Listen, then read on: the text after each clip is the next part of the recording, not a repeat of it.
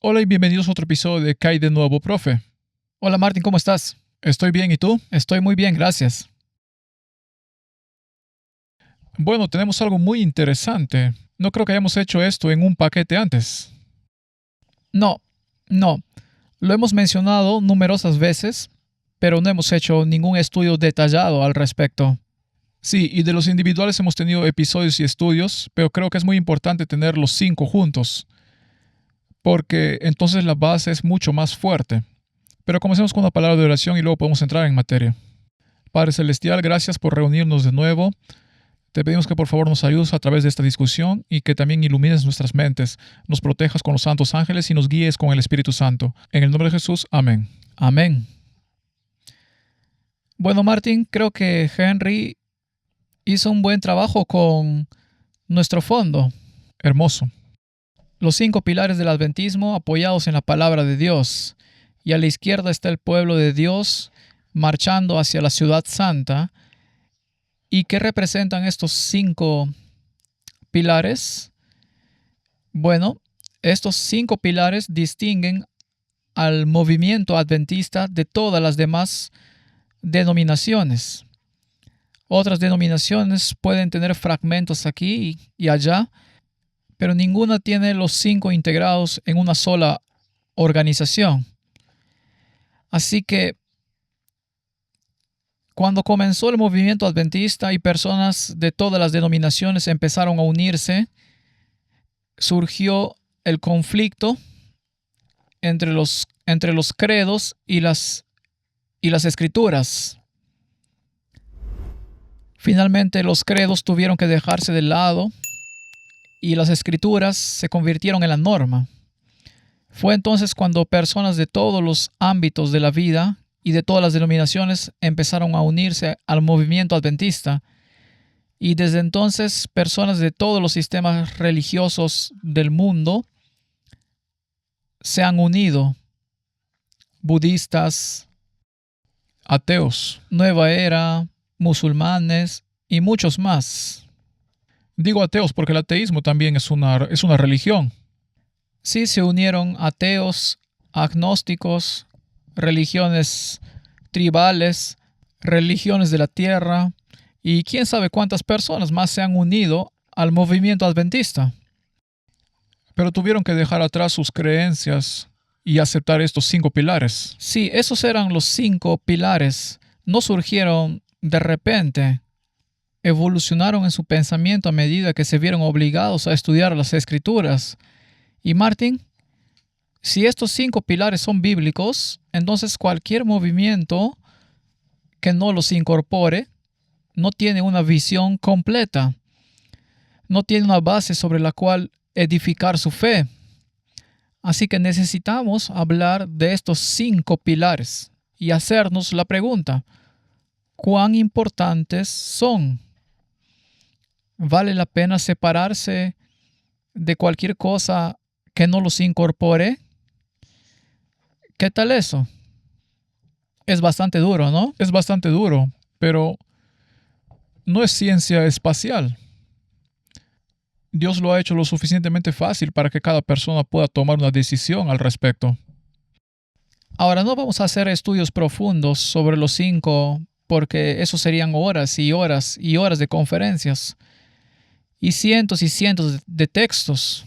Así que solo vamos a repasar lo básico y echarles un vistazo. Los 5 pilares son el santuario, la segunda venida de Cristo, la segunda venida premilenial de Cristo, el tema del sábado, por supuesto, el estado de los muertos y el espíritu de profecía. Y a medida que avanza se vuelven más y más controvertidos. El quinto y el cuarto y el tercero son bastante controvertidos.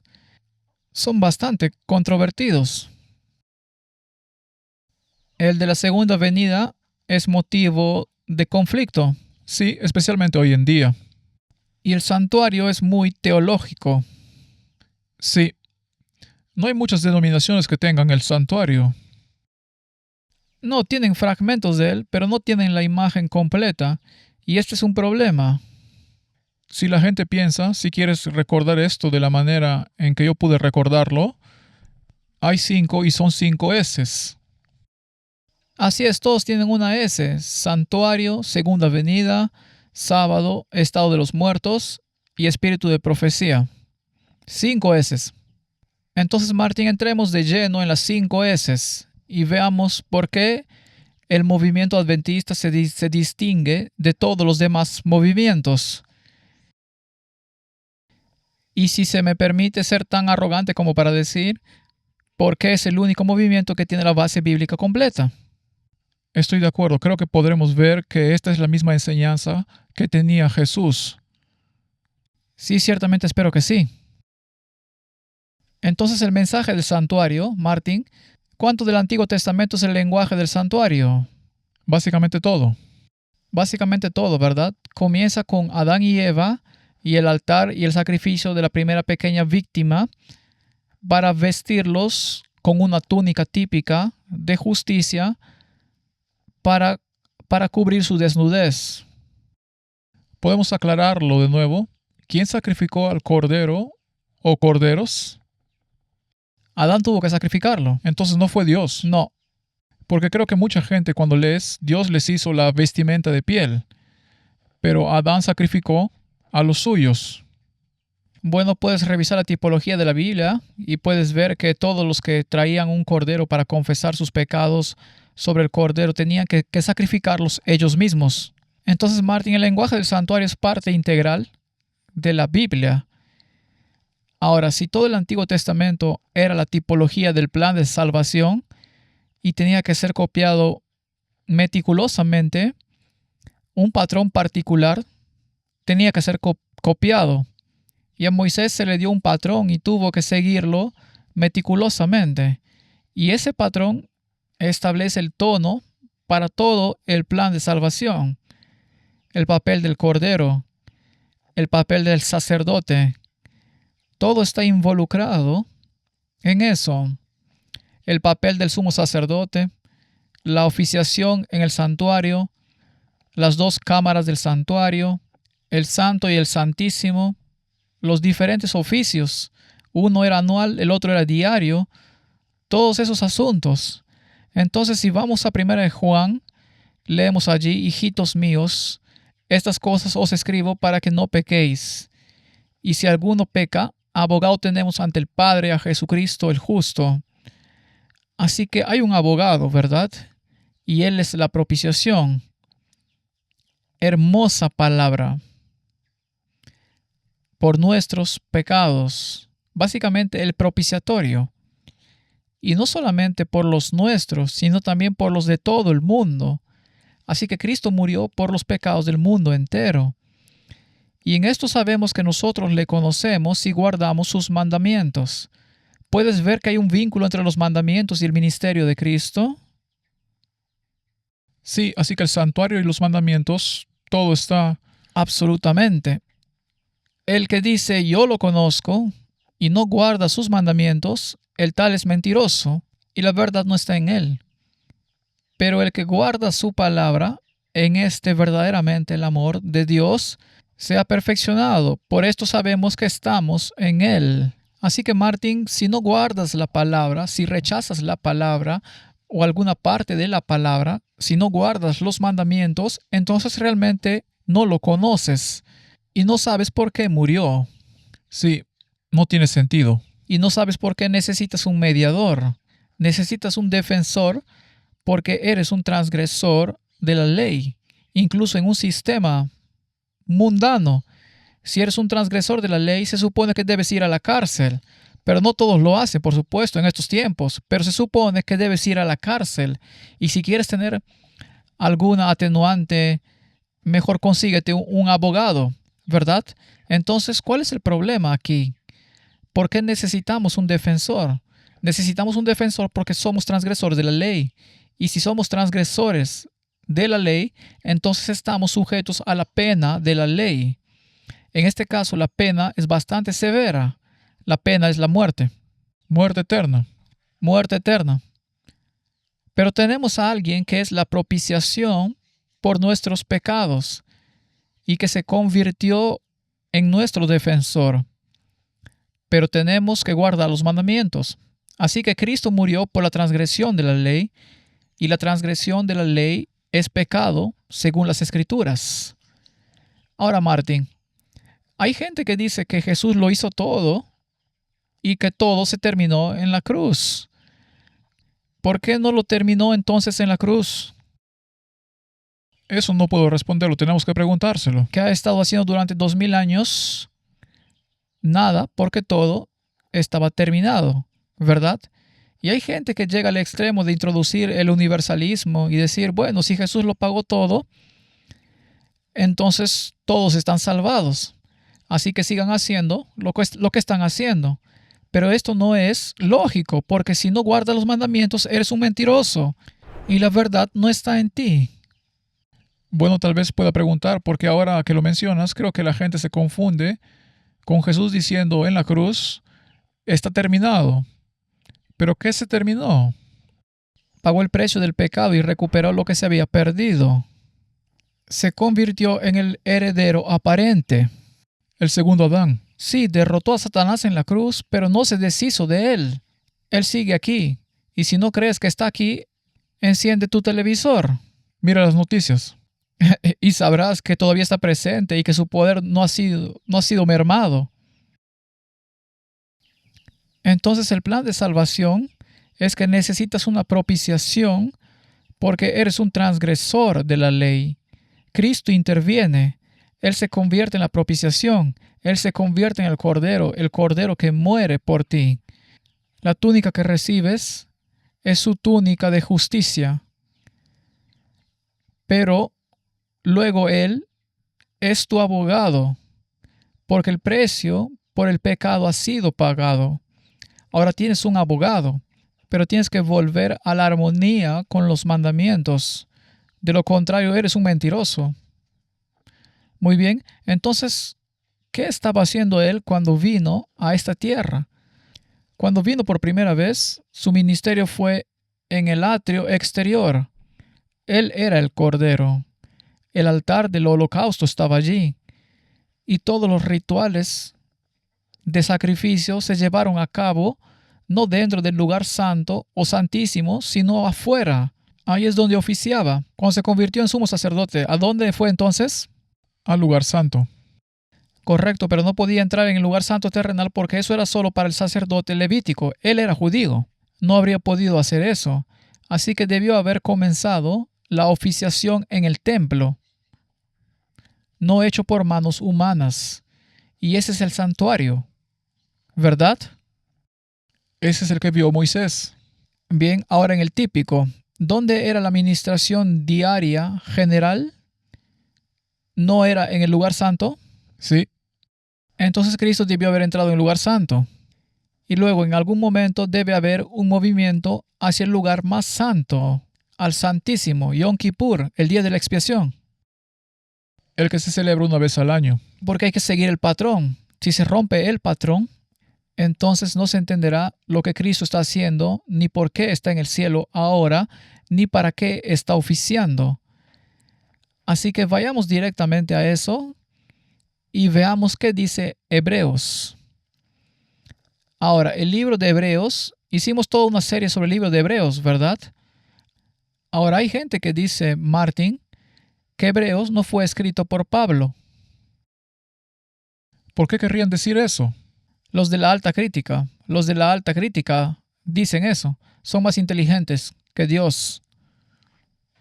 Sí, pero es toda una iluminación. Toda la iluminación ocurrió. Muy bien, hay gente que dice que fue escrito mucho después, siglos después de Cristo. Ahora es asombroso que Dios no les haya informado sobre el ministerio de Cristo y el oficio sacerdotal de Cristo al principio de la historia de la iglesia. Y si está hablando del santuario, todo el libro de Hebreos trata sobre el ministerio del sumo sacerdote en el santuario. Y entonces la pregunta es, ¿por qué Pablo no mencionó la destrucción o el autor que no era Pablo, entonces, según estos críticos, ¿por qué no mencionó la destrucción de Jerusalén y la destrucción del templo? Estaba hablando como si todavía estuviera en práctica. Oh, sí, sí, sí. Y que todo todavía estaba intacto. Correcto. Entonces, Martín, Dios no juega a las escondidas. Él le dio toda la información necesaria a la iglesia primitiva. Y eso fue antes de la destrucción de Jerusalén, para que pudieran entender de qué se trataba el ministerio. Entonces hay gente que dice que no hay santuario en el cielo. ¿Cuál era el patrón terrenal? No, no lo sé. No lo sabes. No. Bien, entonces puedes ver que hay mucha confusión. Por supuesto es lo mismo que decir que no hay juicio, pero todo el mensaje del santuario se relaciona con el juicio. De acuerdo, pero el universalismo dice que todos están a salvo. No hay ovejas ni cabras. Y no hay primera resurrección ni segunda resurrección porque una es para los justos y la otra es para los injustos. Una es para reconocimiento y la otra es para condenación. ¿Sabes? Incluso si eliminas el Antiguo Testamento donde el santuario está, como mencionamos, básicamente conteniendo todo, volverás a encontrarlo cuando llegas a Apocalipsis y en Hebreos. Entonces, ¿qué pasa ahora? Un gran problema. Muy bien. Así que echemos un vistazo aquí. Por tanto, hermanos santos, este es Hebreos capítulo 3, participantes del llamamiento celestial, considerad al apóstol y sumo sacerdote de nuestra profesión, Cristo Jesús. Entonces, ¿quién es el sumo sacerdote? Jesús. Jesús, el cual es fiel al que le constituyó, como también lo fue Moisés en toda la casa de Dios. Entonces, aquí estamos hablando de tipo y antitipo. Moisés el tipo, Cristo el antitipo. Porque de tanto mayor gloria que Moisés es estimado digno cuanto tiene mayor honra que la casa el que la hizo. Ahora, ¿qué casa construyó Moisés? El santuario terrenal. Sí, era uno con cortinas y cosas. No tenía un templo, Salomón construyó eso, pero en cualquier caso, Lo llamaron lo llamaron el santuario, sí. Entonces había uno superior del que ese era solo una copia. Y quien construyó esa casa, la superior, entonces debe ser. Ya lo veremos. Así tampoco Cristo se glorificó a sí mismo haciéndose sumo sacerdote, sino el que le dijo, tú eres mi hijo, yo te he engendrado hoy. Así que está haciendo esto con todo el poder de la divinidad. Como también dice en otro lugar, tú eres sacerdote para siempre, según el orden de Melquisedec, porque el sacerdocio y la realeza estaban separados en lo terrenal, pero aquí estaban combinados. Y Melquisedec es el tipo de la combinación de un rey sacerdote. Juró Jehová y no se arrepentirá. Tú eres sacerdote para siempre según el orden de Melquisedec. Así que este es un rey sacerdote. Puedo preguntar, tú eres mi hijo, hoy te he engendrado.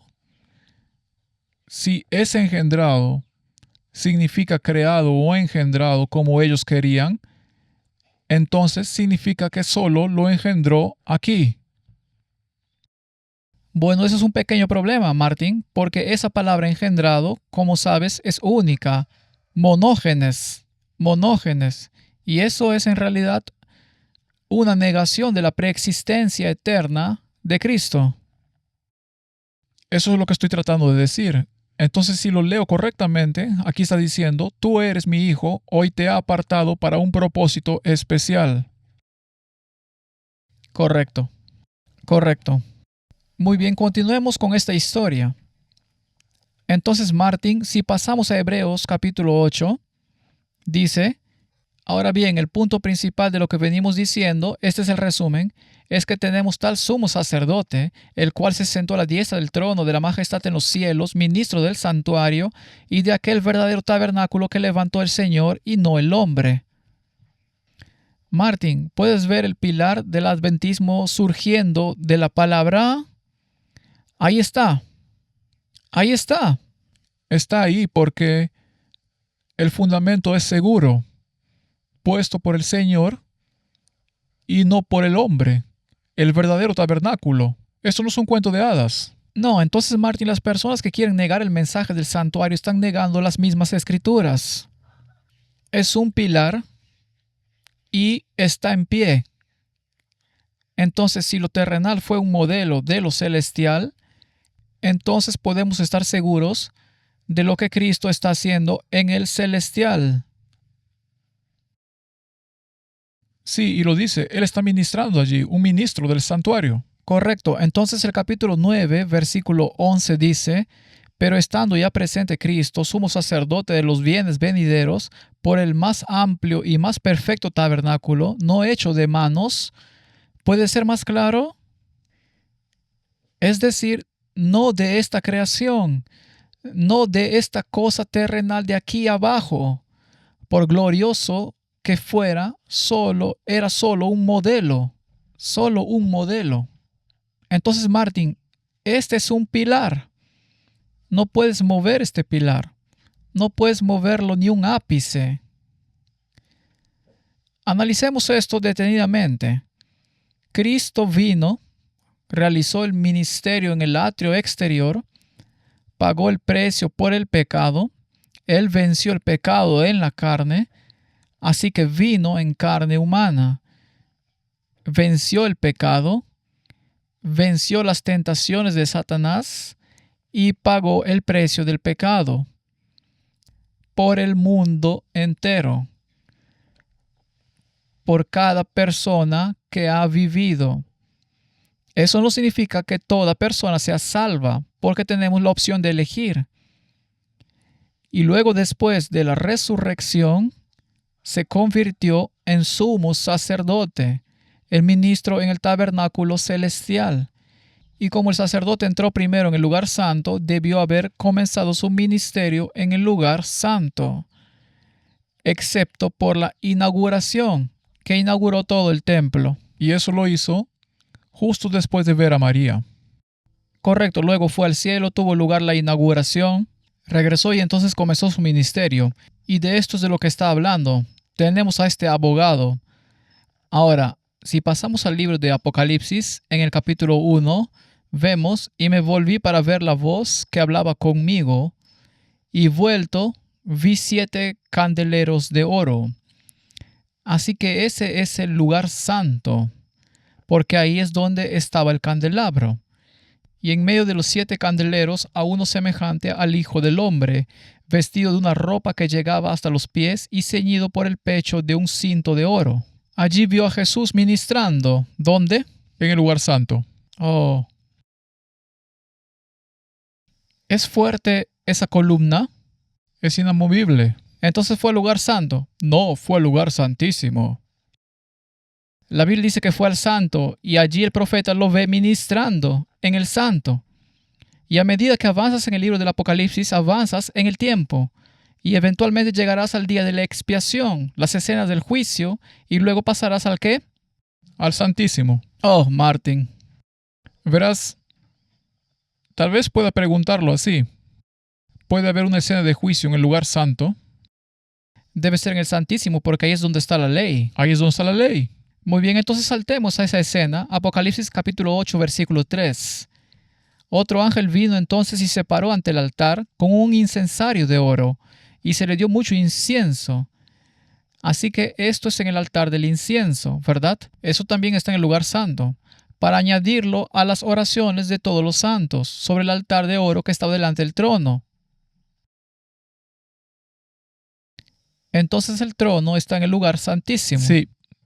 Y el altar del incienso es básicamente el puente. Y el humo del incienso que vino con las oraciones de los santos ascendió delante de Dios de la mano del ángel. Y luego avanzamos. Vayamos a 1844. Ese es el final de la profecía de los 2300 días, ¿verdad? Daniel 8:14. Y me dijo, hasta los 2300 días, entonces el santuario será purificado. Bien. Porque el mensaje del santuario se había perdido. Esa columna se había derrumbado y había quedado enterrada en el polvo.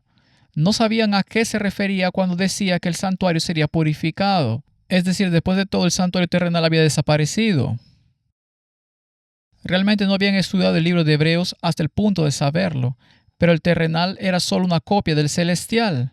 Entonces, ¿de qué santuario estamos hablando aquí, cierto? Estamos hablando del celestial. ¿Por qué necesitaría purificación el celestial? Porque lleva un registro del pecado. Cada pecado confesado.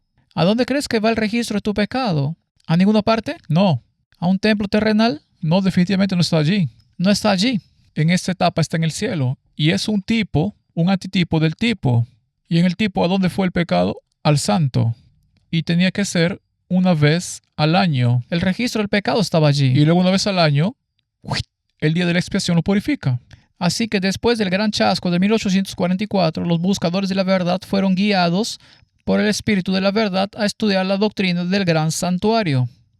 Quiero decir, ya lo hablamos, así que no tenemos que repasar todo el estudio otra vez. Hasta entonces habían creído que la tierra era el santuario al que se refiere el texto, pero ahora su atención se dirigió hacia el santuario celestial.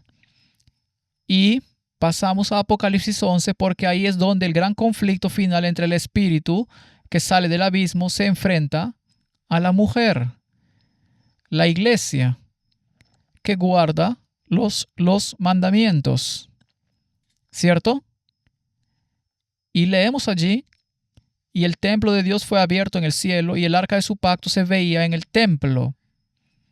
¿Dónde está ahora? En el Santísimo. Oh, pero hace un momento en Apocalipsis capítulo 1 estaba entre los candelabros. Entonces pasamos del santo al santísimo. Definitivamente, solo para volver a Hebreos, donde es una propiciación. ¿Dónde está Él en la propiciación? Correcto. Y hubo relámpagos, voces, truenos, un terremoto y grande granizo. Ahora, Martín, esa es la última plaga. Así que esta escena del juicio tiene lugar desde Apocalipsis 11 en adelante y se completará en la segunda venida después de la séptima plaga. ¿Eso es lógico? ¿Es eso lógico? ¿Es esto bíblico? ¿Es este pilar fuerte? ¿Este pilar es fantasioso? Este pilar fue plantado por Dios. Ajá. Entonces, pero cuando ya está presente Cristo, sumo sacerdote de los bienes venideros, por el más amplio y más perfecto tabernáculo, no hecho de manos, es decir, no de esta creación, hay un templo en el cielo.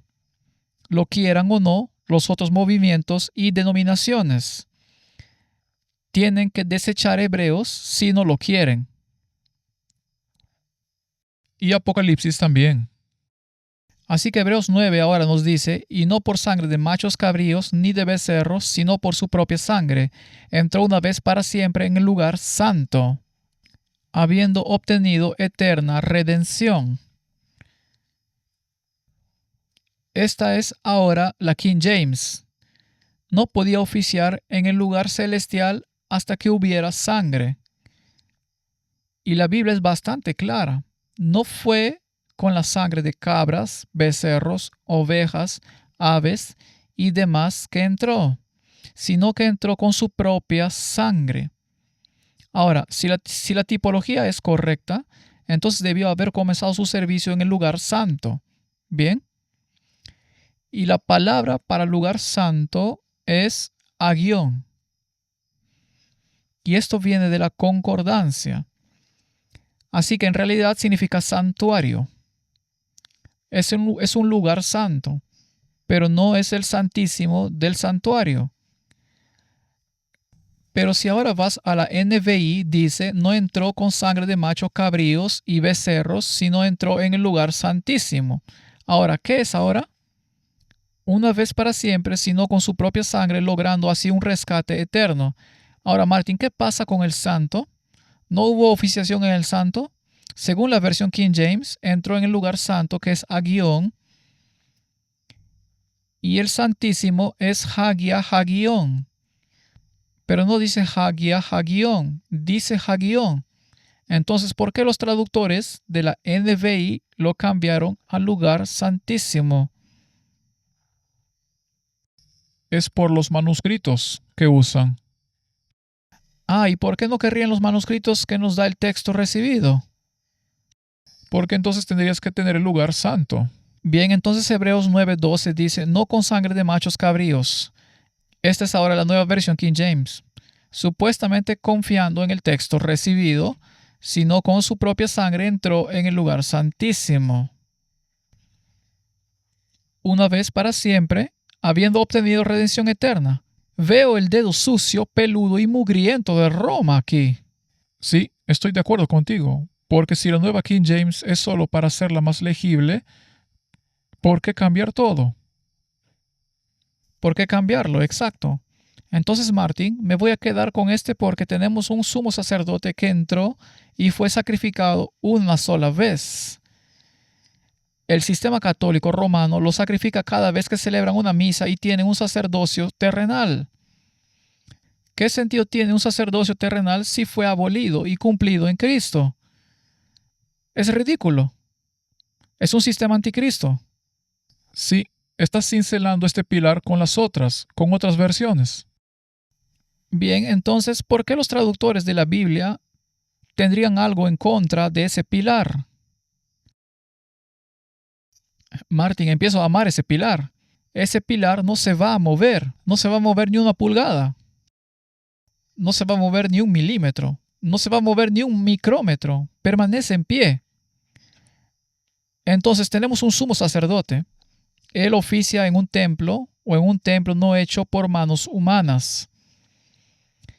Comenzó el ministerio en el lugar santo, caminando entre los candelabros, siendo tu defensor. Así que cuando se terminó en la cruz, el precio fue pagado. Pero ese trabajo aún no había terminado porque aún no habías nacido. Sí, si tomas el santuario, el precio fue pagado al principio y luego todo lo demás aún tenía que suceder. Muy bien, así que desechen el santuario. Tienen que desechar a Daniel, porque acabamos de leerlo en el libro de Daniel. Tienen que desechar el libro del Apocalipsis. No sabrán dónde están en el flujo del tiempo. No tendrán ni idea de lo que está sucediendo y del progreso del santo al santísimo. No tendrán ni idea de la diferencia entre los dos ministerios, el del santo y el del santísimo. Uno es el día antitípico de la expiación y no tendrán ningún significado para el mensaje del primer ángel. El tiempo de su juicio ha llegado. Entonces, ¿y ahora qué? Entonces, Martín, ese pilar está en pie. Está de pie. Bien. ¿Quieres moverlo? No lo voy a hacer. Entonces tienen que dejar el adventismo. Y entonces se convierten en parte de Babilonia. Así es. Porque ya no se basan en la palabra. Ahora están interfiriendo para obtener una salvación universal sin ninguna obediencia a los mandamientos. Sí, y tiras todo el plan a la basura si lo quitas. Es tan ilógico. Así que Adán y Eva son expulsados porque rompen la ley. Se les pone en un sistema en el que deberían hacer el sacrificio, pero no vale nada porque simplemente lo tiras. Pero ahora todos pueden entrar sin hacer nada de eso. Oh, Dios cometió un error. Entonces, ¿por qué tendría que morir Jesús? Todo el plan de salvación se ha ido. Simplemente se fue. Así que creo que podemos decir con seguridad que con Colosenses 2:17 que lo terrenal era una sombra de las cosas venideras, pero la sustancia real nos habla del ministerio de Cristo. El cuerpo es de Cristo. Así que todo este santuario terrenal es un tipo del plan de salvación. ¿Qué decía la Biblia? No puedo recordar la redacción exacta, pero cuando Jesús entró en el templo, también decía que uno mayor que el templo está aquí. No mayor que el templo, porque Él es el cumplimiento. Él es el cumplimiento. Porque no entró Cristo en el santuario hecho de mano, figura del verdadero, sino en el cielo mismo para presentarse ahora por nosotros ante Dios y no para ofrecerse muchas veces como entra el sumo sacerdote en el lugar santísimo cada año con sangre ajena. Martín, ¿qué le hace esto a la misa del catolicismo? Sí, a Dios. A Dios. Sí, eso no es un pilar en absoluto. Entonces, cuando gente como Tyndale o Fritz o alguno de ellos negó la Eucaristía, ¿qué les hicieron? Oh, los torturaron un poco y luego...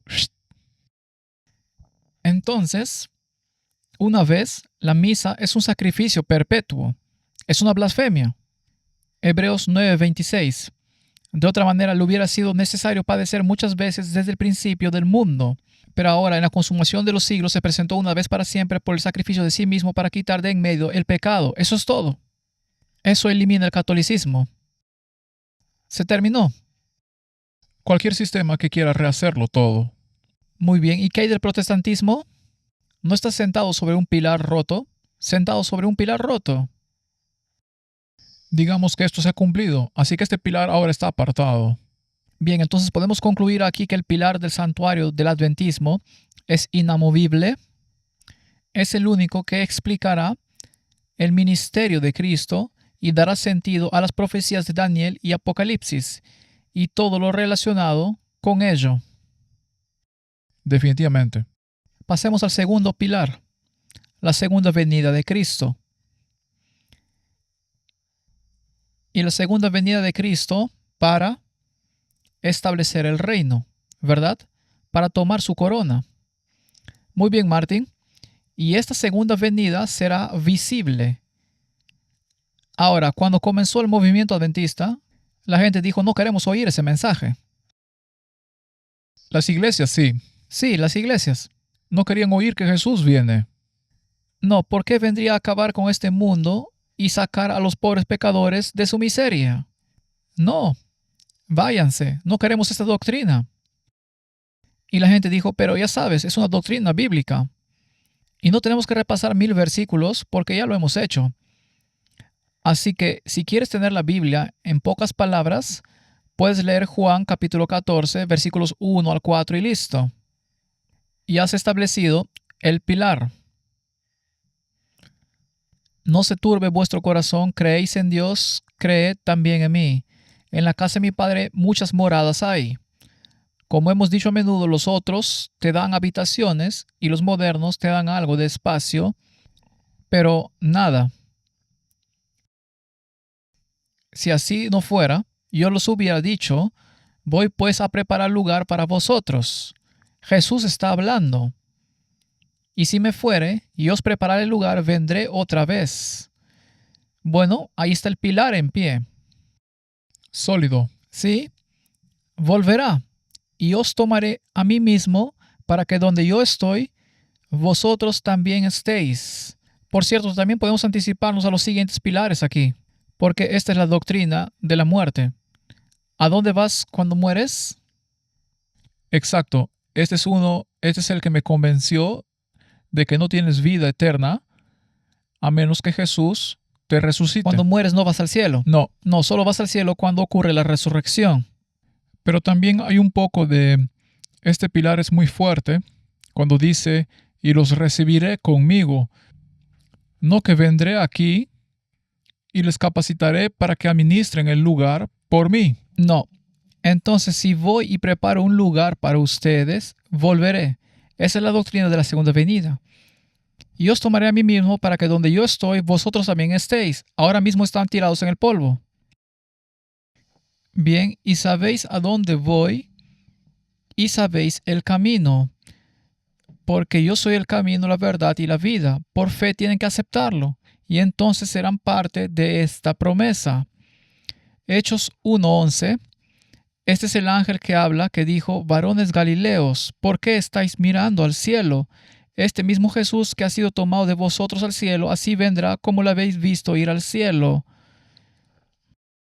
Esto es algo físico. Así que por si no habéis entendido lo que Jesús dijo aquí en Juan 14:4, ya sabéis a dónde voy, luego lo deja bien claro en Hechos. Envió un ángel para decirles. Disculpen, porque preguntaban, ¿por qué no vas a establecer el reino? Otra vez preguntaron y aún no lo entendieron. Tuvieron que esperar el derramamiento del Espíritu Santo antes de entenderlo. Y lo extraño es que en el mundo nadie lo entiende tampoco. No. Quieren que los milenaristas gobiernen. Yo no, quiero que Cristo gobierne. Bien. Así que esto es un poco problemático porque se interpone en el camino de su gobierno terrenal. Y es mejor que se eliminen los que creen en ello a que todo el sistema se derrumbe por culpa de estas personas que no quieren creer en lo que creen. Suena muy parecido a los israelitas cuando Jesús estuvo aquí por primera vez. Es exactamente la misma repetición. Entonces, Martín, este pilar, entonces aparecerá la señal del Hijo del Hombre en el cielo, y entonces lamentarán todas las tribus de la tierra y verán al Hijo del Hombre viniendo sobre las nubes del cielo con poder y gran gloria. Martín, no viene. El movimiento de la nueva era, bajo Blavatsky, quien por supuesto está bajo la influencia de Lucifer, dice que esta es una venida esotérica. Es la venida de una nueva era de iluminación. Edad de oro. Edad de oro, sí.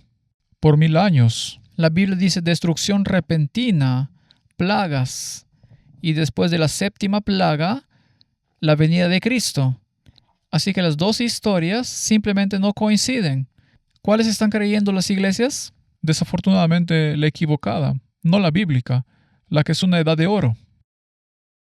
¿Y de dónde viene eso? ¿Acaso no proviene del seno de la Iglesia Católica, con su futurismo y sus tonterías que no son bíblicas? ¿Y qué tan visible será? Porque como el relámpago que sale del oriente y se muestra hasta el occidente, así será también la venida del Hijo del Hombre. ¿Verdad, Martín? ¿Ese pilar sigue en pie? Muy fuerte. Bien, ¿qué pasará en la segunda venida? ¿No hay resurrección? Sí, Y bienaventurados los que tienen parte en la primera resurrección. Y eso significa que no eres bienaventurado si eres parte de la segunda resurrección. Y luego el libro del Apocalipsis nos dice que entre las dos hay 1000 años. Un milenio de descanso. ¿No suena eso como la semana cósmica? definitivamente. Que muchos, incluso en nuestras propias filas, no quieren aceptar. Es un sábado. Es un sábado de descanso. Un sábado de 1000 años. Un sabatismos. Bien, entonces hay una resurrección y aquellos que resucitan junto con los vivos, que son transformados en un abrir y cerrar de ojos, se encuentran con el Señor en el aire. Así que la doctrina de la segunda venida está muy poderosamente representada en las Escrituras. Claro. Y está muy claro cómo va a suceder. Quiero decir, sonará la trompeta, será un espectáculo. Todo ojo lo verá. Será de este a oeste. No es un secreto. No hay ningún rapto secreto aquí. No, es todo menos secreto. Es muy ruidoso. Muy ruidoso. Oh, bien. Muy ruidoso. Incluso habrá una resurrección especial para aquellos que lo traspasaron y morirán 3 veces. Sí, habrá una tercera. Muy bien, pero llegaremos a eso. Entonces, Martín, la segunda venida, ese pilar, ¿se mantiene en pie? Es muy fuerte. No se puede mover. No se puede mover, ¿verdad? ¿De acuerdo? Entonces pasemos al sábado. Tengamos algo de emoción. Y pasemos al pilar del sábado. Entonces el sábado, ¿cuándo se instituyó?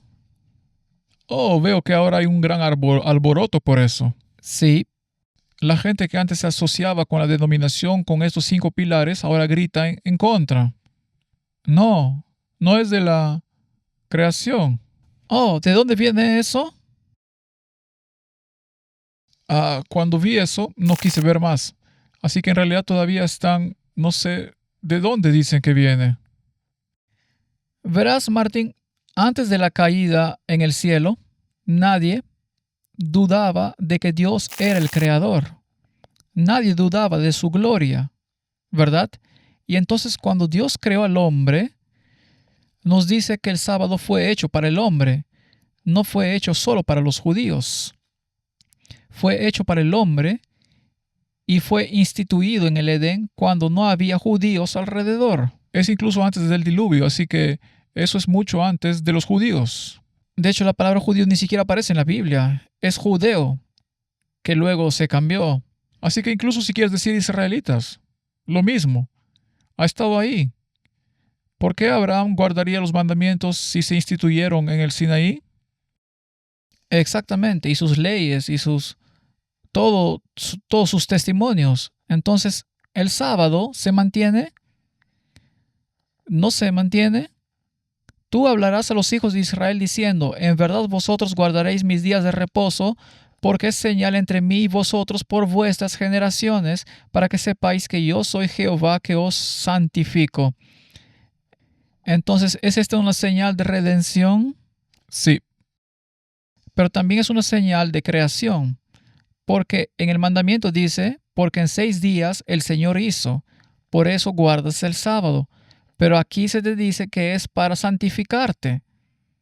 ¿No significa eso traerte de nuevo en armonía con su ley? Bien. Y Deuteronomio, ¿no guardas el sábado porque eres esclavo en Egipto y fuiste redimido de tu esclavitud? Entonces, eso es redención, ¿verdad? es redención y creación, recreación. Muy bien, entonces perteneces al Señor porque Él te creó y porque te compró por un precio. Estás redimido, ¿verdad? Y se supone que debes reconocer esto públicamente a través de ¿qué? Guardando el sábado semanalmente. Muy bien, entonces debes guardarlo porque Él es quien te redime y te santifica. En otras palabras, te da un corazón nuevo, una nueva creación. El viejo está muerto.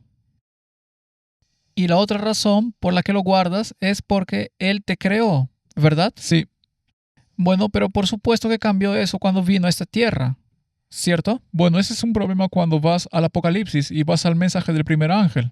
Es un problema ahí, pero ¿qué hay de Mateo 5:17? No penséis que he venido a abolir la ley o los profetas. No he venido a abolir, sino a cumplir. Porque de cierto os digo que hasta que pasen el cielo y la tierra, ni una jota ni una tilde, solo el sábado pasará. ¿Dice eso? No, para nada. Sabes que hay una maldición sobre las personas que añaden algo a las escrituras. Y que quitan. Así que mejor repito eso correctamente rápido antes de que la maldición caiga sobre mi cabeza aquí. Porque de cierto os digo, hasta que pasen el cielo y la tierra, ni una jota ni una tilde pasará de la ley hasta que todo se haya cumplido. Entonces, cuando vas al versículo 17, cumplir no significa quitar. Abolir. No, no. Definitivamente no, a menos que tengas un problema gramatical. O un problema interno. Un problema personal de que no quiero guardar la ley. Cualquiera pues que quebrante uno de estos mandamientos muy pequeños, ¿no hay otro versículo que dice que si quebrantas uno, los quebrantas todos? Y si enseñas esto a los hombres, serás llamado el menor en el reino de los cielos. Y luego lo califica diciendo que el menor no estará allí. Pero cualquiera que haga y los enseñe será llamado grande en el reino de los cielos. Cristo nunca vino a abolir ni a cambiar la ley, Vino a enaltecerla. y a cumplirla y a vivirla, a darnos un ejemplo de cómo debería ser. Levítico dice, 6 días se trabajará, mas el séptimo día, no el primero, será de reposo, santa convocación. Ningún trabajo haréis, día de reposo es de Jehová en donde quiera que habitéis. Así que es el símbolo de su santificación, no de la santificación por obras. Y Roma dice que eres un anatema si dices que las obras no te salvan. Hebreos 4:3, pero los que hemos creído entramos en el reposo. En otras palabras, descansamos en la obra consumada de Cristo. Yo no estuve allí cuando creó el mundo. Pero tú también puedes tener parte en la recreación y el reposo. Sí, de la manera que dijo, por tanto juré en mi ira, no entrarán en mi reposo, aunque las obras suyas estaban acabadas desde la fundación del mundo. Está hecho. No puedo añadir nada más. Pero permítame aclarar eso. No puedo hacer ni una pizca para ganarme el cielo. Pero ciertamente no entraré al cielo si no hago ni una pizca. ¿Cómo se llama eso? Es un círculo vicioso.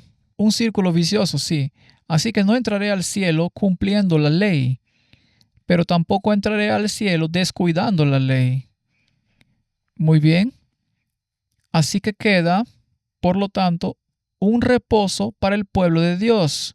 Todos tenemos que ser salvados por la justicia de Cristo y no por nuestras obras. ¿Acaso abolimos la ley? Romanos 3, la última palabra. No, La establecemos. Dios no lo quiera que nos deshagamos de ella. Martín, solo para dejar el asunto bien claro, este asunto del sábado contra la marca de la bestia, que es el domingo, porque la bestia misma dice que el domingo es una marca de su poder eclesiástico, es decir, la Iglesia Católica afirma esto. Los milenialistas lo ven desde esa perspectiva, así que asegurémonos. Sí, también vamos a ver en este video a Jason Wolf. Es un nacionalista cristiano y también está de acuerdo con Douglas Wilson. Correcto, con quien tuvimos una entrevista sobre el tema del sábado. Con Heritage and Hope. Ahora, recientemente tuvieron una entrevista con Jason Wolf, donde dijo que está muy alineado con lo que dijo Tomás de Aquino, con su pensamiento. Entonces ahí tenemos un pensamiento totalmente católico, supuestamente inducido por santos. Sí, y van a hablar aquí sobre introducir leyes de reposo. Sí, bueno, obviamente leyes de la marca de la bestia, porque no será el sábado, sino obviamente el primer día. Correcto. A tu punto, y lo mencionaste antes, seguimos teniendo leyes de reposo, seguimos teniendo leyes de blasfemia, seguimos teniendo leyes en todo Estados Unidos que claramente favorecieron y demostraron el hecho de que somos un pueblo cristiano con una religión cristiana. Y por lo tanto realmente es una ignorancia histórica afirmar. Y lo que la gente no se da cuenta es que las leyes de reposo, las leyes del domingo, leyes azules, las leyes del domingo, nunca han sido declaradas inconstitucionales por la Corte Suprema. De hecho, han sido confirmadas y por lo tanto no hay ningún caso que puedas encontrar en la Corte Suprema.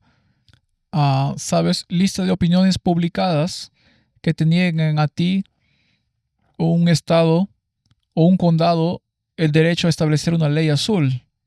De hecho, todavía hay vestigios de leyes azules hoy. Porque soy muy claro al final de que he expuesto los principios, he expuesto lo que es permisible.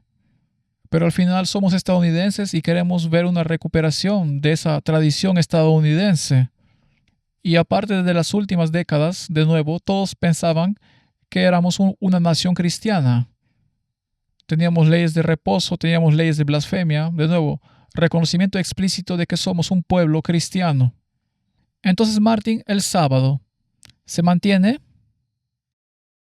Muy fuerte. Bien, asegurémonos. ¿Solo para judíos? Echemos un vistazo.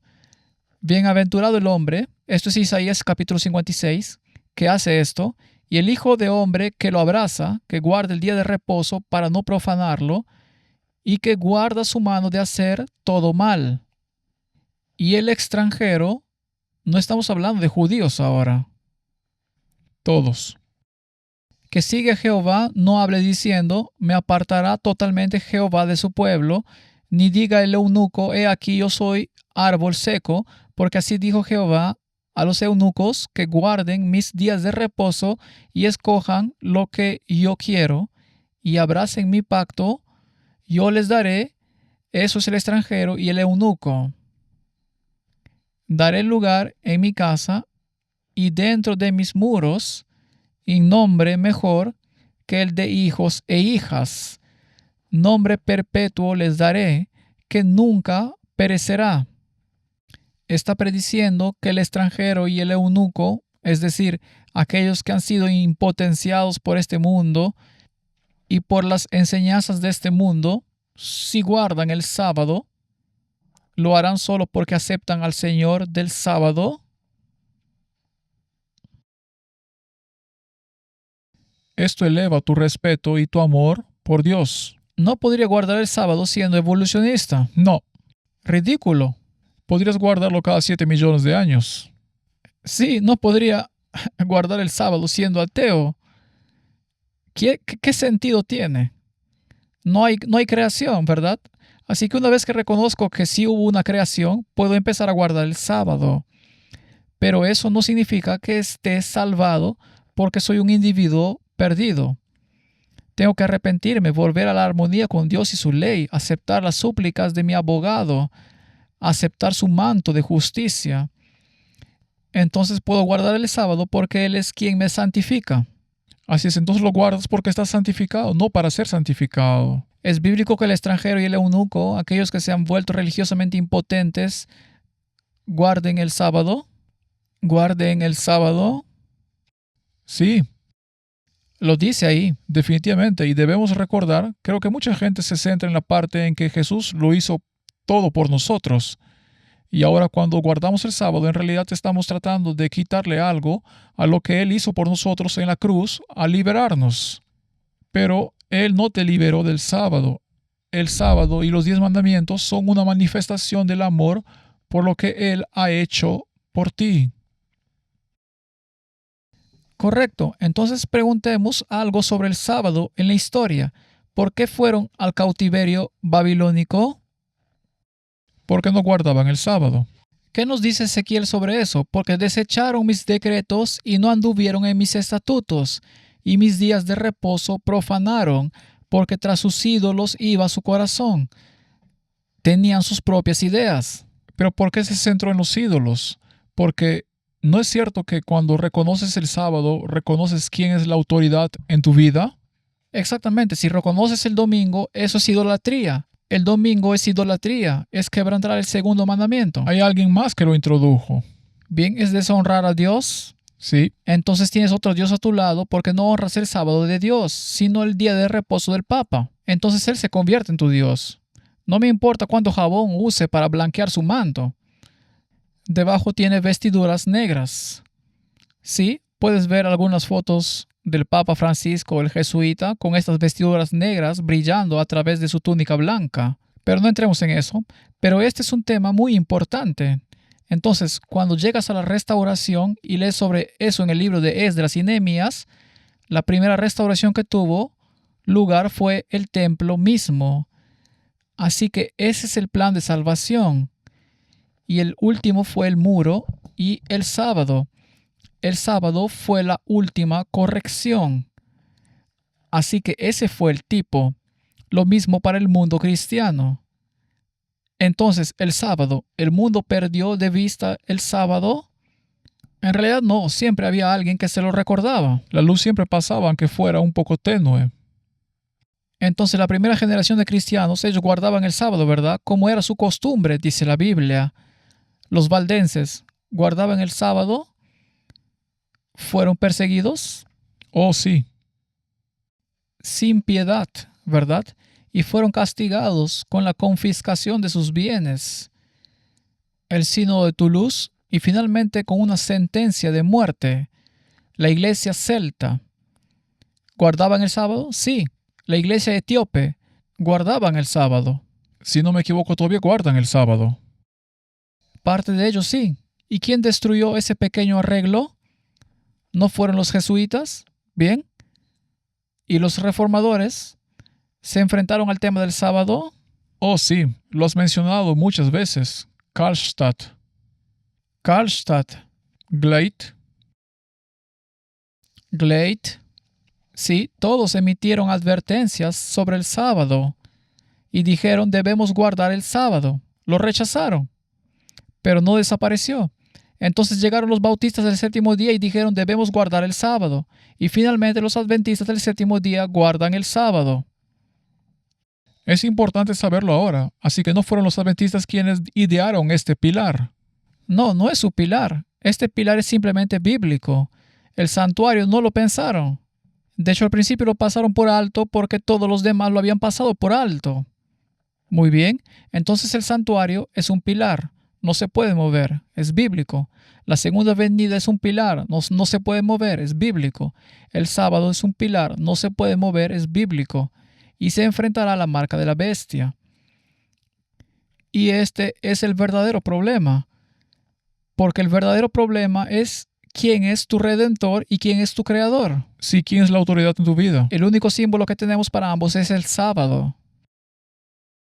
Entonces, Martín, ¿cuál de estos tres que hemos discutido hasta ahora podemos echar? Por suerte ninguno. Somos muy afortunados porque si nos mantenemos firmes en estos pilares, probablemente estaremos bien. Muy bien, entonces no puedo echar al sábado. no puedo echar la segunda venida, no puedo echar el santuario. Echemos el estado de los muertos, sí podemos hacerlo. ¿Podemos hacerlo, Martín? Veamos. No se puede, veámoslo. Muy bien, Génesis 2:17. Pero del árbol del conocimiento del bien y del mal no comerás, porque el día que de él comas ciertamente morirás. ¿Quién dijo eso? Dios lo dijo.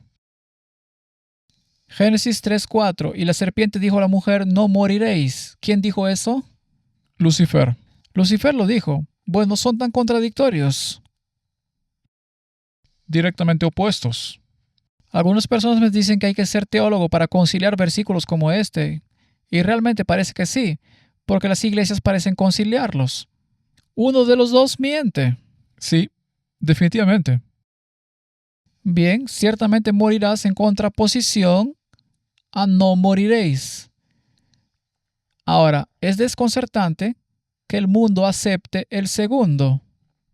Sí, Muy bien, ahora no voy a poner todos los versículos sobre la muerte, ya lo hemos hecho con gran detalle. La gente puede ir y mirar los anteriores donde están todos esos versículos, donde hablamos sobre el estado de los muertos y todos esos temas. Los muertos no saben nada. Dice la Biblia, sus pensamientos perecen cuando mueren. En su carne, dice Job, lo veré después de la resurrección. La Nueva Traducción espiritualizó eso. La Nueva Traducción espiritualizó eso. pero todos ellos, incluso Pablo y todos ellos, esperaban la segunda venida y la resurrección. Quiero decir, incluso con Lázaro, cuando murió y Jesús dijo, estará bien, y Marta dijo en la resurrección, sí, allí sí, entonces estará bien allí. Así que ya sabían que era un sueño. Bien, entonces esta es la falsa doctrina de la inmortalidad del alma. Y esa es una doctrina de la serpiente. Esa es la doctrina de la serpiente. La inmortalidad del alma. Ahora, si vas a ser inmortal y no vas a morir, y la Biblia dice claramente que la muerte es un estado de sueño y es un estado de olvido, y si rechazas a Dios y su camino, entonces sufrirás la segunda muerte y te consumirás con humo. Te consumirás. Serás como si nunca hubieras sido. En otras palabras, simplemente desaparecerás. Olvido eterno. No existes. Así que Dios nunca nos mintió. Dijo que morirás el día que peques. Dios pagó el precio, la muerte que se suponía que debías morir, y te da una salida con la condición de que vuelvas a la armonía. Tienes que arrepentirte y ser bautizado. Sí, Tienes que apartarte de tus malos caminos. Tienes que volverte hacia la rectitud, ¿verdad? Y luego lee Ezequiel 33. Es muy claro. acepta lo que Jesús hizo por ti. Ahora, si crees que eres realmente inmortal y no puedes morir, entonces empiezas a tener que crear planes de contingencia sobre qué te sucede si no estás en armonía con Dios. Así que ahí es donde viene la doctrina del infierno. Bien, entonces si vives eternamente, como dijo la serpiente, y no estás en armonía con Dios, ¿a dónde vas? Vas al infierno, ¿de acuerdo? Probablemente vas a jugar a los juegos del hambre o algo así allá abajo. Eso es lo que piensa la gente nueva. Y los otros dijeron, no, vas a tener un tridente en el trasero. Bien, entonces inventas la doctrina del infierno. Ahora, la Biblia habla del infierno, pero es una traducción de la palabra Gehenna, y a veces es la traducción de Hades, que significa la tumba. Bien, entonces, ¿es ahora la tumba o es el lugar al que vas? Tienes que inventar un lugar porque no vas a ninguna parte si estás muerto excepto a la tumba, ¿verdad? Oh tumba, oh muerte, ¿dónde está tu victoria? Porque resucitarás de entre los muertos. Toda la doctrina de la resurrección es destruida por esta estupidez de creer en la serpiente. ¿verdad? Entonces tienes que inventar el infierno. Quiero decir, incluso llegan al extremo de tomar esa parte de la escritura donde Jesús baja al infierno porque tiene las llaves. Entonces en realidad también hacen que Él en realidad no murió. Murió y luego fue al inframundo. Echó a Satanás, abrió las cerraduras y obtuvo esto. Hizo un trabajo muy pobre porque Satanás todavía está muy ocupado aquí abajo, ¿verdad? Toda esta doctrina es una tontería. Sí, pero esto es lo que el mundo, Esto es lo que creen. Viene del catolicismo y en realidad viene del paganismo, ¿verdad? Entonces tienes que inventar el infierno y eso hace que de Dios un monstruo.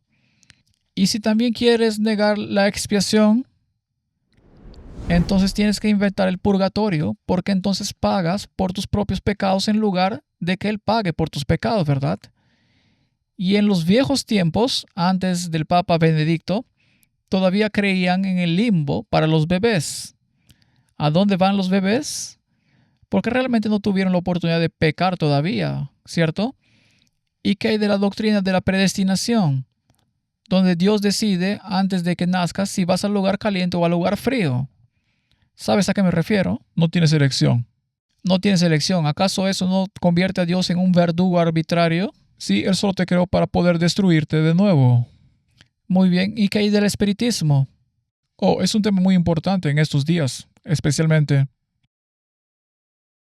Entonces podemos decir que la doctrina de la inmortalidad del alma conduce a doctrinas que destrozan por completo el carácter de Dios, convirtiéndolo en un monstruo malvado, peor que Stalin o Hitler, que te torturará por toda la eternidad por una corta vida aquí en la tierra y te predestinará a ir al infierno por toda la eternidad sin darte opción alguna, por algún capricho, sea cual sea ese capricho. Así que todo esto son mentiras sobre el carácter de Dios y sobre el plan de salvación. Definitivamente. Verás, entonces, especialmente al final, estos son los tres, la segunda venida el sábado y el estado de los muertos, en los que Satanás se centrará para engañar. Ahora, si realmente quiere engañarte, como hizo Ignacio de Loyola, esa persona malvada a la que llaman santo, que hablaba con demonios y fingía hablar con Dios, trae el espiritismo al mundo. Trae el espiritismo al mundo. Entonces el sentimiento se convierte en la norma. Entonces, ¿a quién crees? ¿Al que habla con demonios? Porque los muertos no saben nada. Ya no volverán, dice la Biblia muy claramente. No volverán a su casa. Sus pensamientos perecen el día que mueren y allí yacen en ese estado inconsciente hasta la resurrección. Muy bien. Entonces, el espiritismo abrirá esto el camino para aceptar el catolicismo. Sí, seguro. Será el pegamento que unirá al protestantismo y al catolicismo, porque cuando experimenten espiritismo, manifestaciones que no se basan en la palabra de Dios, sus sentimientos y sus emociones tomarán el control y negarán un así dice el Señor. ¿Cuántas personas han venido a ti y te han dicho que no podrás convencerme porque si vi esto, hablé con esto, sentí esto? Entonces, si los muertos no saben nada, el culto a los ancestros ha desaparecido, ¿verdad? Oh, sí. Entonces, ¿a quién adoran? La Biblia es muy clara. Dice que adoran a los demonios. Pablo lo dice directamente. Espíritu de demonios. Están adorando a los demonios. Y si están orando a los santos, están adorando a los demonios. Sí, Los santos están muertos. Y quien quiera que responda en su nombre es un demonio. María está muerta. María está muerta. Entonces, quien quiera que aparezca como María es un demonio, ¿correcto? Sí, Si crees en Dios y no crees en la serpiente, ¿qué hay de fingir la segunda venida? ¿Quién fingirá la segunda venida? Lucifer. Satanás y los ángeles, ¿verdad? Bien, Entonces, ¿quién está aquí abajo en la tierra en este momento? Hombres malos y los demonios. No hay espíritus muertos. No, no hay nada flotando por ahí. Nada alrededor, no saben nada. Ni tu abuela, ni tú, nadie. No, y no vamos a repasar todos estos versículos. Los conocemos. Pero este es un asunto muy serio. Entonces, Martin, con respecto al estado de los muertos, ¿a dónde conduce finalmente? Por la manifestación, como dijo Alice Bailey, de la jerarquía, en otras palabras, este supuesto liderazgo espiritual. ¿Y a dónde conducirá eso? ¿Y cómo se puede falsificar? Todo esto se convierte en parte del estado de los muertos. ¿Y el espiritismo? Y si no sucede como dicen las escrituras sobre la segunda venida, que será de esta manera que te encontrarás con el Señor en el aire. Él no tocará el suelo. Él, ya sabes, todos estos temas. Entonces cualquier otra cosa será una falsificación. Y es espiritismo y está basado en la doctrina del estado de los muertos. Este es el pensamiento católico sobre este tema. Escuchemos a estos católicos hablar. Y en esta serie estoy aquí para hacerles una pregunta. ¿Qué deberían pensar las personas inteligentes sobre los estadounidenses comunes y corrientes sobre los ovnis? Hoy nos acompañan dos de los grandes pensadores contemporáneos sobre este tema. Uno de ellos dice que tiene que ver mucho con la religión. Este es por ahora nuestro último episodio, así que es justo que nos ocupemos de las cosas finales. Después de todo, cuando lidiamos con preguntas que nos llevan más allá de los límites de la comprensión humana, es solo cuestión de tiempo antes de que nos topemos con Dios. Soy católico, me interesa la religión, me interesa la experiencia religiosa. Creo que hay maneras en que elementos del fenómeno ovni parecen formas características, pero al mismo tiempo extremadamente extrañas de experiencia espiritual y sobrenatural del tipo que encajaría bastante bien dentro de una especie de relato al estilo de William James sobre las variedades de la experiencia religiosa. Usted es un erudito de la religión, ha examinado los archivos del Vaticano. Cuéntenos sobre esta intersección de la creencia religiosa y la tradición ovni. ¿Son las personas religiosas más abiertas a estas ideas en términos generales según su experiencia? Y me refiero a las personas religiosas convencionales, en otras palabras, no a la nación del Islam que cree en los ovnis y como grupo es rechazada como herética por el Islam convencional. Sí, entonces creo que las personas convencionales en los Estados Unidos, las personas religiosas, son tan propensas como las personas seculares, los ateos o simplemente los agnósticos a creer en los ovnis. Aunque metafísicamente tienen una categoría de comprensión de la inteligencia no humana, porque obviamente a lo largo de la Biblia se hace referencia a la inteligencia no humana, ángeles caídos, pero nunca había pensado en los ovnis hasta alrededor de 2012. Y fue a través de trabajar en la tradición católica, particularmente en eventos de contacto angelical, que mi mente se volvió a ver los informes modernos de ovnis como una continuación y una nueva forma de religiosidad. Entonces, básicamente, Martin, la Biblia nos dice que este planeta está aislado. Aquí abajo tenemos demonios y tenemos humanos. Y tenemos ángeles de Dios que se encargan de los problemas entre demonios y la humanidad. Y son nuestra protección. Y sin ellos probablemente tendríamos serios problemas y nos extinguiríamos como raza humana. Oh, seguro, la Biblia dice que los 4 ángeles están conteniendo los vientos y que eventualmente los soltarán. Sí, correcto. Entonces, Martin, el estado de los muertos abrirá el camino para manifestaciones de naturaleza sobrenatural.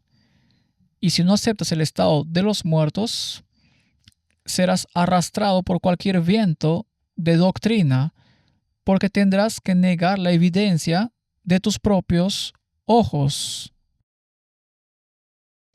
Tus sentidos serán puestos a prueba y ese será el problema. Vas a tener que ponerlo a prueba con la palabra. Así que la única esperanza que tienes es apoyarte en escrito está. Así que ese pilar, el estado de los muertos, si lo entiendes y lo aceptas, estarás protegido contra las muchas ilusiones que vienen. Esa será la única manera de que puedas. Así que ¿quieres deshacerte de él? ¿Quieres derribarlo? Será bajo tu propio riesgo. ¿Entendió Martín Lutero el estado de los muertos? Sí, Parcialmente, sí. Y él también tuvo que venir de todas esas otras doctrinas. Correcto, no entendió del todo cómo arreglar el infierno y todas esas cosas. Y estaba un poco confundido al principio, pero entendió que la Biblia dice claramente que los muertos no saben nada, están durmiendo. ¿Y qué hay de Tyndale? ¿Lo entendió? ¿Qué hay de Fritz? ¿Lo entendió? ¿Y qué hay de la Conexión Cristiana, que fue un movimiento protestante del que surgió James White? ¿Entendieron la doctrina del estado de los muertos? Sí. Así que siempre ha estado ahí, pero la gente no lo quiere porque acepta las palabras de la serpiente. Así que no voy a mover ese pilar. Es bíblico. Los muertos no saben nada. Dios dijo ciertamente morirán. Ahora, el espíritu de profecía, acabamos de hacer uno sobre eso. Sí, es parte de los 3 oráculos. Parte de los 3 oráculos. Así que pensé que es apropiado que podamos mencionarlo de nuevo. Eso también es, bueno, tendremos que ver porque si ese es un pilar que todos quieren echar, lo estás haciendo bajo tu propio riesgo. Entonces Apocalipsis 12:17 nos dice, entonces el dragón se llenó de ira contra la mujer, esa es la iglesia, y se fue a hacer guerra contra el resto de la descendencia de ella. Eso es lo que queda al final de los tiempos, que tendrá la verdad. Y se mantendrán en estos pilares. Los que guardan los mandamientos de Dios y tienen el testimonio de Jesucristo. Así que deben guardar los mandamientos, incluyendo el sábado, y deben comprender el mensaje del santuario y lo que realmente significa la mediación, la muerte y todo el ministerio de Cristo. Y todo surgió a causa de la transgresión de la ley. Si quieres tener el testimonio de Jesús, la fe de Jesús, entonces tienes que creer en el santuario. Correcto. Entonces 1 Corintios 1:6 dice, así como el testimonio acerca de Cristo, que es lo mismo que el testimonio de Jesús, ha sido confirmado en vosotros, de tal manera que nada os falte en ningún don, esperando la manifestación de nuestro Señor Jesucristo. Ese es el segundo pilar. Están esperando la segunda venida. Y aquellos que esperen la segunda venida no les faltará ningún don, lo que significa que tendrán el espíritu de profecía. Sí, ¿Verdad? sí, manifestado. El cual también os confirmará hasta el fin, para que seáis irreprensibles en el día de nuestro Señor Jesucristo. Así que Pablo está confirmando aquí que el espíritu de profecía existirá en el remanente al final de los tiempos, los que esperan la venida de Cristo. ¿De acuerdo? Y Joel nos dice que este también es el caso. Los discutimos en los oráculos. Repasémoslo. Y después de esto es aquí hacia el final, derramaré mi espíritu sobre toda carne y profetizarán vuestros hijos y vuestras hijas, vuestros ancianos soñarán sueños y vuestros jóvenes verán visiones. Ahora, ¿sucedieron estas cosas? Sí. Tuvimos a los niños predicando en Noruega y en los países escandinavos sobre la segunda venida de Cristo. Tuvimos a Foy y a todos los demás, Heisenfoss, teniendo visiones y gente predicando esta doctrina. Y también sobre los siervos y sobre vuestras siervas. Las mujeres no serán excluidas. Derramaré mi espíritu en aquellos días y daré prodigios en el cielo y en la tierra, sangre y fuego y columnas de humo. Esa es una referencia a las últimas cosas que sucederán. El oscurecimiento de la luna, etcétera, etcétera. El sol se convertirá en tinieblas, la luna en sangre. Ese es el día oscuro de la historia. Todas estas cosas sucedieron antes de que venga el día grande y espantoso de Jehová. Así que estamos hablando del último movimiento. Y todo aquel que invocar el nombre de Jehová será salvo, porque en el monte de Sión y en Jerusalén habrá salvación, como ha dicho Jehová, y entre el remanente al cual él habrá llamado. Ese remanente, según el Apocalipsis, tiene el espíritu de profecía. Sí. No puedes pasarlo por alto ni rodearlo. ¿Y qué hará este último movimiento? Jehová te pastoreará siempre. Eso es Isaías 58 del versículo 11. Y en la sequía saciará tu alma y dará vigor a tus huesos, y serás como huerto de riego y como manantial de aguas, cuyas aguas nunca faltan. Y los tuyos, hablando del remanente, edificarán las ruinas antiguas. Tienes que erigir estos pilares. Sí. Todos han sido derribados. Tienes que ponerlos en el lugar correcto de nuevo. Muy bien, tienes que reemplazar estos pilares y serás llamado reparador de portillos. La brecha en el muro, la brecha en la ley, el sábado. Esa es la brecha en la ley. Restaurador de calzadas para habitar. ¿Y cuál es el problema? Si retrajeres del día de reposo tu pie de hacer tu voluntad en mi día santo y lo llamares delicia, santo, glorioso de Jehová, y lo venerares, no andando en tus propios caminos, ni buscando tu voluntad, ni hablando tus propias palabras, ¿es un requisito previo? Absolutamente. Entonces te deleitarás en Jehová, y yo te haré subir sobre las alturas de la tierra, y te daré a comer la heredad de Jacob tu padre, que es vida eterna, porque la boca de Jehová lo ha hablado. Bien, entonces se restaurará el sábado en los últimos días. Definitivamente. ¿Se restaurará el don de profecía en los últimos días? ¿Será parte del remanente? Sí. ¿Qué pilar quieres derribar? No puedes derribar ninguno si quieres caminar por el camino a la ciudad celestial. Martin, eres un alborotador. Ese no soy yo. Esa es la palabra. Eres un alborotador. Entonces, si vamos a meternos en problemas por mantener esos 5 pilares, entonces está bien. Ahora, Martin, esta es una última pregunta provocativa. ¿Hay alguna denominación en el mundo que reconozca los 5? Sí. Sí, la hay. Y no hay muchas. Creo que solo hay una. Solo hay una. Muy bien. E incluso dentro de las filas de esa, ¿hay algunos que quieren derribar un pilar? Oh, seguro. Oh, muchos han intentado echar el santuario. Incluso echar el espíritu de profecía también. Echan el espíritu de profecía, intentan hacer un compromiso con el sábado, un pequeño empujón aquí y allí, etc. Martin, estos pilares no se van a mover. ¿Y sabes qué? Cuando lees en la Biblia que el rey, después de que Atalía mató a todos los hijos del rey, quedó un hijo, se paró junto al pilar. Quiero estar junto al pilar, junto a los 5 pilares. Todos los 5. Oremos. Padre Celestial, 5 pilares del adventismo.